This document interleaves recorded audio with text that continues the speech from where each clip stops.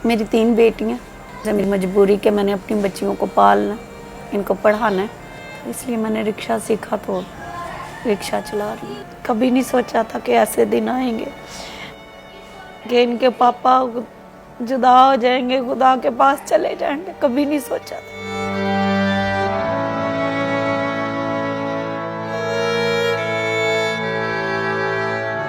ये राहिल आंटी हैं।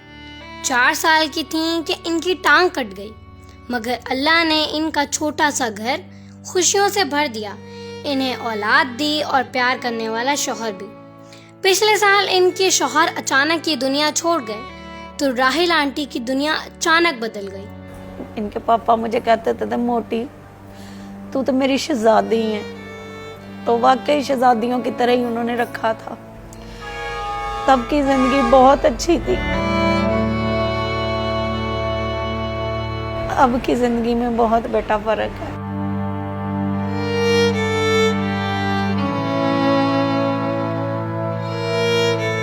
एक टांग से माजूर राहिल आंटी को रोटी के लाले पड़े तो उन्होंने रिक्शा चलाना शुरू कर दिया। लेकिन ये इतना आसान नहीं था। ये अपनी कहानी सुनाती हैं तो खुद इनकी ही नहीं, सुनने वालों की आंख में भी आंसू आ जाते हैं। मैं मुश्किल से इनके जो खाना है ना वही पूरा कर रही हूँ, बड़ी मुश्किल से। इनके क्या बताऊँ आपको बेटा, रिक्शे की कमाई इतनी होती नहीं है।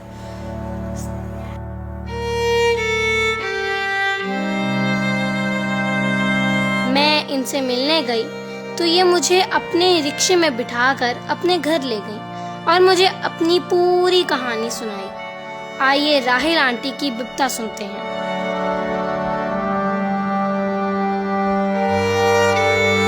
आंटी, सबसे पहले तो ये बताएं कि आपको रिक्शा चलाने की जरूरत क्यों पड़ी?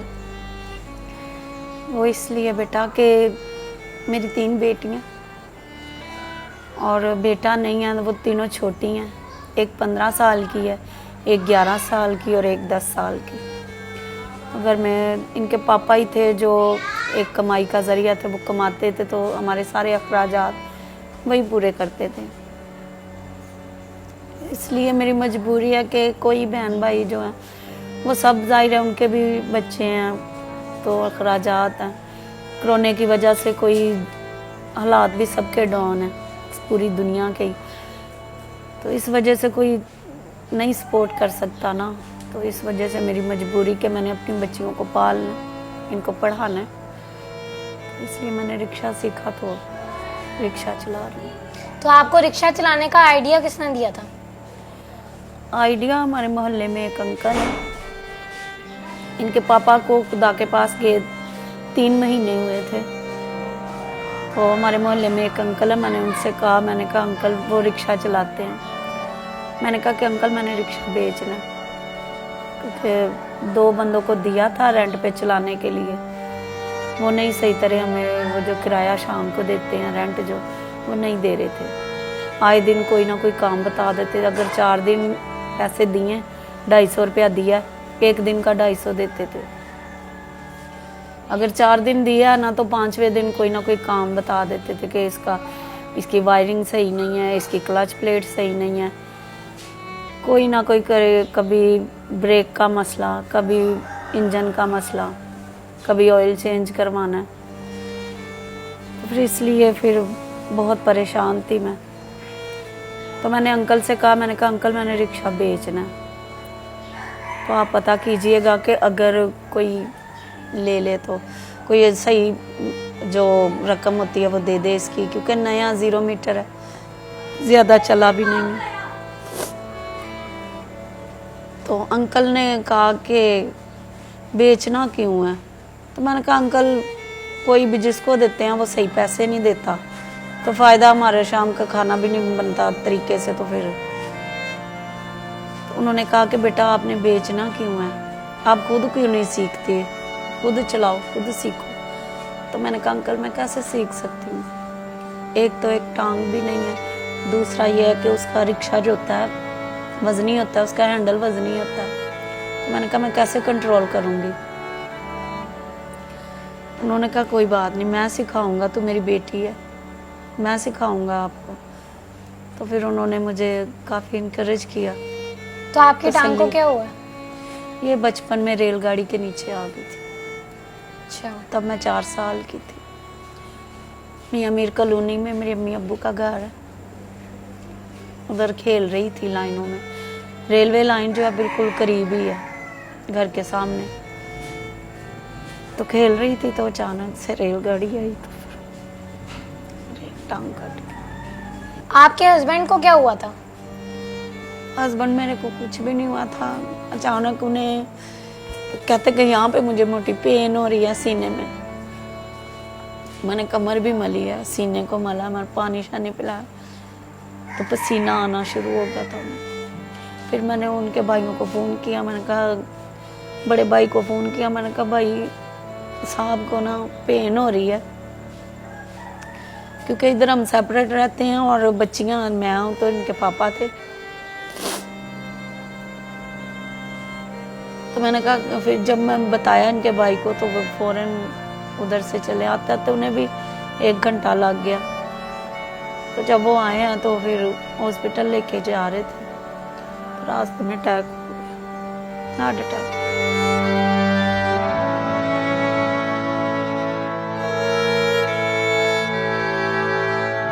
आप रिक्शा चलाती हैं तो लोग इसके बारे में क्या समझते हैं या क्या कहते हैं?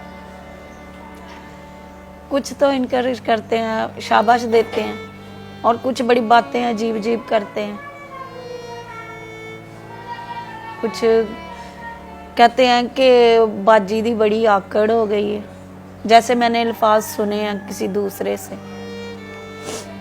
इधर हमारी गली में ही रहते हैं एक भाई, उन्होंने दूसरे भाई से बात की, बाजी की तो बड़ी आकड़ हो गई है, बाजी ते अमीर हो गई है,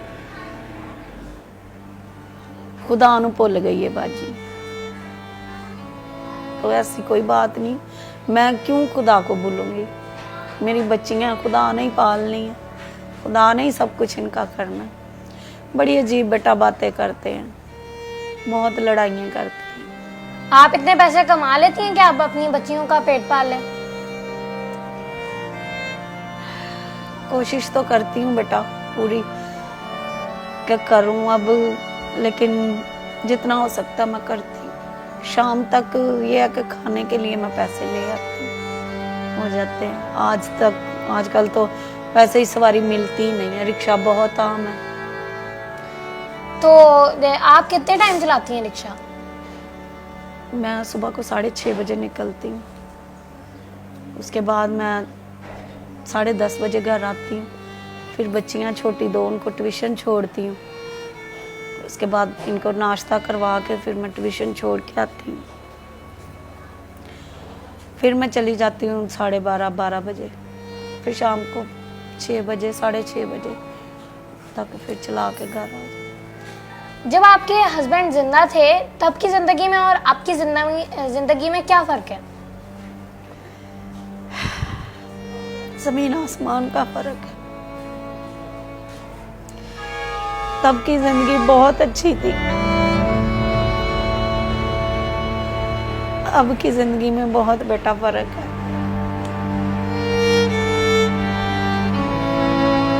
तब मैं कभी सौदा लेने भी नहीं दुकान पे गई थी।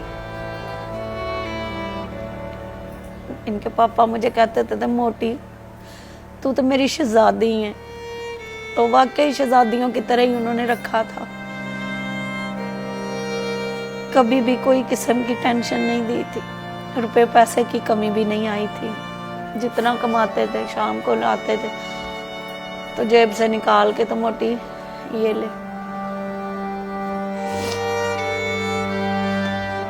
अब मुझे खुद निकलना पड़ता है और अब मुझे पता चला कि कमाना भी कितना मुश्किल है, और फिर एक औरत होते हुए बाहर सड़कों पे निकलना बहुत डिफिकल्ट। क्या कभी आपने सोचा था कि आपकी जिंदगी का ये मरहला भी आएगा? मैंने कभी ख्वाब में भी नहीं सोचा था बेटा।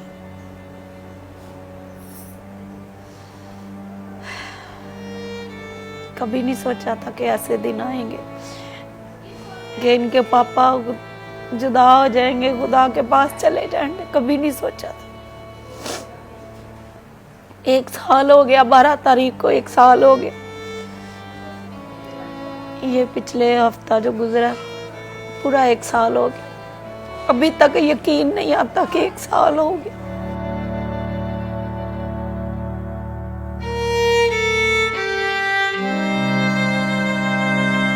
अच्छा, आपने अपनी बच्चियों के बारे में क्या सोचा? इनके पापा क्या सोचते थे और आप क्या सोचती हैं अब? इनके पापा ने तो प्लान किया था कि बड़ी जो है उसको फैशन डिजाइनिंग का कोर्स करवाना है, क्योंकि मेरी बेटी को भी शौक है। इनके पापा को बहुत ज्यादा शौक था कि ये फैशन डिजाइनर बने। तो जो सेंटर वाली मेरी बेटी है उसके साथ ज्यादा प्यार नहीं था उनका, वो मेरे साथ अटैच थी। वो कहती रहती थी मैंने तो टीचर ही बनना है। तो जो सबसे छोटी बेटी है उसके लिए कहते थे इसको मैंने डॉक्टर बनाना है। तो उसको तंग भी करते होते थे, जब डॉक्टर बनेगी तो हमारा इलाज किया करेगी, फ्री में हो जाया करेगा इलाज हमारा। क्या आप अभी भी उनको डॉक्टर बनाएंगे? अभी बेटा जैसे खुदावंद की मर्जी होगी, क्योंकि मैं मुश्किल से इनके जो खाना है ना वही पूरा कर रही हूँ, बड़ी मुश्किल से। इनके क्या बताऊँ आपको बेटा, रिक्शे की कमाई इतनी होती नहीं है कि जिसके साथ कुछ जमा भी किया जा सके। कोशिश करूँगी पूरी, कोशिश कर भी रही हूँ। इनको ट्यूशन भेज रही हूँ कि पढ़ जाए, इनकी पढ़ाई ना रुके। अच्छा, जब सवारियां आपके साथ बैठती हैं तो घबराती नहीं है कि हम खातून के साथ बैठ रहे हैं और आपकी एक टांग भी नहीं है? घबराती हैं, कुछ घबरा जाती हैं। एक दफ़ा मैं इधर जा रही थी नसीराबाद, वहाँ पे एक सवारी उतारी, वो बैंक में गई थी। तो वहाँ पे मैं खड़ी थी, एक औरत आई, उसके साथ 3 बच्चे थे। तो उन्होंने मुझे कहा कि इचरे जाना है। तो मैंने कहा चले जाएंगे। कहती कितने पैसे? मैंने कहा 200 रुपया लेते हैं इचरे का। कहती अच्छा ठीक है। तो बच्चे देख रहे थे बैसाखी की तरफ, तो उन्होंने कहा हाँ भी बच्चों। फिर बच्चों की तरफ जब उसने देखा ना अपने बच्चों की तरफ, तो उनकी नज़रें थी बैसाखी पे। तो वो उसने भी देखा, तो फिर कहती हाँ बच्चों। तो उसके बच्चे कहते हैं नहीं मामा हम ऐसे ही चले जाएंगे, वैन में चले जाएंगे। उन्होंने अपनी मामा को इशारों में ही बता दिया कि नहीं जाना, होता है ऐसे।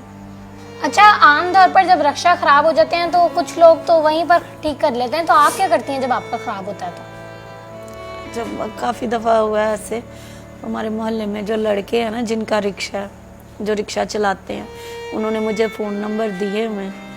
तो फिर मैं उन्होंने कहा हुआ है कि बाजी जब भी आपको किसी किस्म की मुश्किल हो रास्ते तो आप फ़ोन करना। तो फिर मैं उनको में से किसी ना किसी के साथ फ़ोन कर लेती हूँ, फिर वो आ जाते हैं। आप बहुत से लोगों के लिए बहादुरी की मिसाल हैं, तो आप अपनी जैसी खवातीन को क्या कहना चाहेंगी? यही कहना चाहूँगी कि अपने बच्चों को किसी की आस पे ना छोड़ें, रिश्तेदारों पे। अपने बच्चे को खुद अपने बाहों में छुपा कर रखें अपने बच्चों को। और ज़रूरी नहीं है कि हम सड़कों पे मांगें, या हम मेहनत करके खुद अपने बच्चों को पाल सकते हैं। मेरी जैसे मैं अपने आप को, मैंने जो अपने आप की मैं सोचा अपने ज़हन में कि मेरे बच्चे मेरी दुनिया, मैं इनके लिए जीती हूँ और इनके लिए ही जो मेहनत करती हूँ, मैंने इनके लिए ही मेहनत करती हूँ मैं, कि मेरी बच्चियाँ डिग्रेड फील ना करें माशरे में या रिश्तेदारों में या कहीं भी।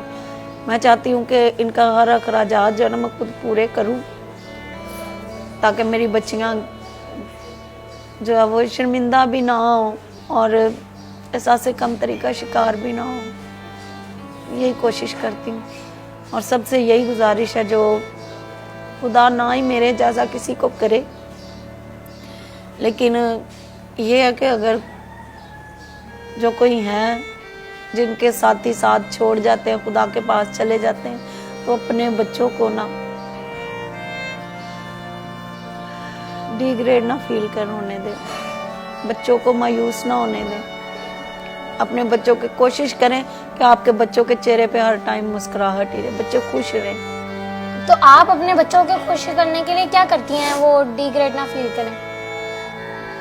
मैं जहाँ तक होता है कोशिश करती हूँ कि इनके अखराजात को, जो इनकी डिमांड्स हैं कुछ खाने पीने की, वो पूरी करूँ, ताकि जब मैं रिक्शा चला के वापस आती हूँ तो कुछ ना कुछ इनके लिए लेके आती हूँ। ताकि जब ये हार्न बजाती हूँ तो भागी जाती हैं, मैं दरवाज़ा खोलती हूँ, चाबियाँ मेरे पास होती हैं, तो फिर जब मेरे हाथ में शापर वगैरह देखती हैं चीज़ वगैरह कुछ खाने के लिए तो फिर खुश हो जाती हैं। तो जब कोई कहीं जाना होता है तो तब भी कोशिश करती हूँ कि ये कपड़े जो है ना वो एक दूसरे के साथ मैचिंग कर करा के इस तरह पहन लें कि जैसे ऐसे लगे कि जैसे नहीं।